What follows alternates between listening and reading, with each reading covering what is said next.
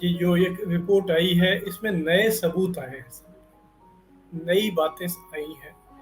ये आरोप जो है कि अडानी समूह ने अपने ही लोगों के माध्यम से, जिसमें प्रमुख भूमिका गौतम अडानी के भाई विनोद अडानी ने निभाई और उनके अन्य साथी और सहयोगियों को साथ लेकर उन्होंने विदेशों में फर्जी कंपनियां बनाई। एक पूरी दुनिया में शेल कंपनी, जो फर्जी, वो कंपनियां एक्चुअल में होती नहीं है, लेकिन वो दुनिया में कुछ ऐसे देश हैं जिनको टैक्स हेवन कहा जाता है, यानी कर चोरी के अड्डे, टैक्स को चुराने के जो अड्डे हैं, उन देशों में ये फर्जी कंपनियां बनाई जाती हैं और फिर उसमें जो पैसा वहां जमा होता है उसको उसमें टैक्स की चोरी कर ली जाती है और फिर उस पैसे का इस्तेमाल किया जाता है अलग अलग तरह के कारोबार।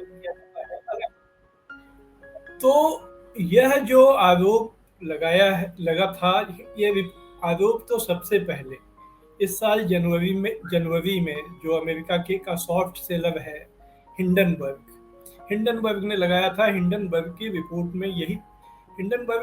में क्या था? हिंडनबर्ग की रिपोर्ट में यह कहा गया था कि अडानी समूह ने जो धोखाधड़ी की, अकाउंटिंग की और टैक्स की, कैसे की?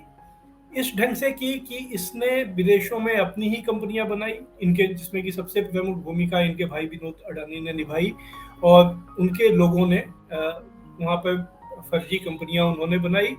उन फर्जी कंपनियों में हम लोग एक टर्म यूज होता है राउंड ट्रिपिंग, जिसमें भारत से पैसा उसमें ले जाया जाता है। जो सरकारी माध्यम है उनकी आंख में धूल झोंकते हुए उस पैसे को ले जाकर फर्जी कंपनियों में डाल दिया जाता है।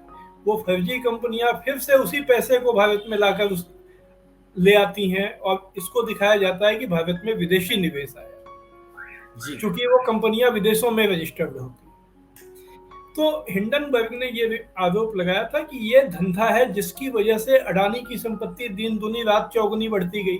आजकल कंपनियों की संपत्ति कैसे बढ़ती है? वो बहुत ज्यादा प्रोडक्शन और उसके मुनाफे में नहीं है। हालांकि अडानी ग्रुप का बहुत बड़ा जो कारोबार है वो इंफ्रास्ट्रक्चर में है और जब से मोदी जी की सरकार आई है, आप जानते ही हैं कि तमाम तरह के जो इंफ्रास्ट्रक्चर हैं, चाहे वो कोई भी परियोजना हो, चाहे जैसा कि कहा जाता है आम आदमी पार्टी के नेता संजय सिंह कहते हैं कि पाताल से आसमान तक जो कुछ है सब उनको बेच दिया। तो चाहे एयरपोर्ट हो, सड़कें हों, रेलवे हो, तमाम तरह के जो इंफ्रास्ट्रक्चर हैं उनको, सीमेंट हो, वो तमाम चीज़ें वो लेते गए हैं। इसके बावजूद उनकी जो संपत्ति बढ़ी है वो संपत्ति बढ़ती है शेयर मार्केट के मैनिपुलेशन से। कंपनियों को जो हम लोग सुनते हैं कि ये इतने हजार करोड़ की कंपनी है, क्या होता है कि उनके शेयर का वैल्यू उतना होता है। तो अडानी ग्रुप के शेयरों के भाव पिछले 10 साल में, 15 साल में बहुत तेजी से बढ़ते चले गए और एक समय ऐसा आया था कि जब वो दुनिया के दूसरे या तीसरे नंबर में सबसे धनी व्यक्ति हो गए थे, ठीक जब हिंडनबर्ग की रिपोर्ट आई। अब हिंडनबर्ग की रिपोर्ट ने कहा कि भाई इसमें बहुत बड़ा इसमें झोल है। झोल ये है कि ये एक्चुअल में ये जो शेयरों के इनके भाव हैं वो उसमें शेयर होल्डर्स ने पैसे नहीं लगा रखे हैं, उसमें पैसा इनकी ही कंपनियों ने लगा रखा है, वो बाहर में जो कंपनियां इन्होंने बनाई है। अब उसके बाद आपको मालूम है कि उसको लेकर इनका जो एक विश्वास का संकट खड़ा हुआ। विदेशों में कई बैंकों और एजेंसियों ने इनकी जो कंपनियां थी उसको निवेश के अयोग्य वाली श्रेणी में डाल दिया और बड़ी संख्या में कंपनियों, इन्वेस्टर्स ने अपना जो शेयर इनके थे उसको बेचना शुरू कर दिया। नतीजा यह हुआ कि देखते देखते जो व्यक्ति दुनिया के तीसरे नंबर पर जिसकी संपत्ति थी वो 30 के भी नीचे वो चले गए थे उस समय, तेजी से उसमें। तो ये सारा कुछ शेयर मार्केट के में जो चीज हुई उसकी वजह से। अब जिसका आपने जिक्र किया, जो खबर आज सामने आई है और आपने जैसा कि बताया कि ये एक समूह है जो एक मिनट, ये जिसका आपने नाम लिया, ये Organized Crime and Corruption Reporting Project, संगठित अपराध और भ्रष्टाचार की जो खबरें खबरों की शोध करता है और उसकी फिर जो खबरें उनको मिलती है उसको लाकर वो किसी ना किसी मीडिया संस्थान से शेयर करता है। जी। तो उसने अब कुछ नए सबूत दिए।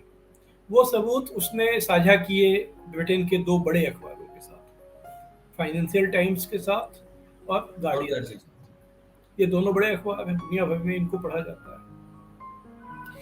तो उसमें इन्होंने जो बातें हिंडनबर्ग ने कही थी, उसका और ज़्यादा ब्यौरा दिया है कि ये कैसे सारा कारोबार होता था, और नए सबूत दिए। तो एक तरह से जो हिंडनबर्ग ने कहा था, उस हिंडनबर्ग के रिपोर्ट की और भी इसकी पुष्टि हो गई है। आप देख रहे हैं जनचौक का सोशल मीडिया प्लेटफॉर्म।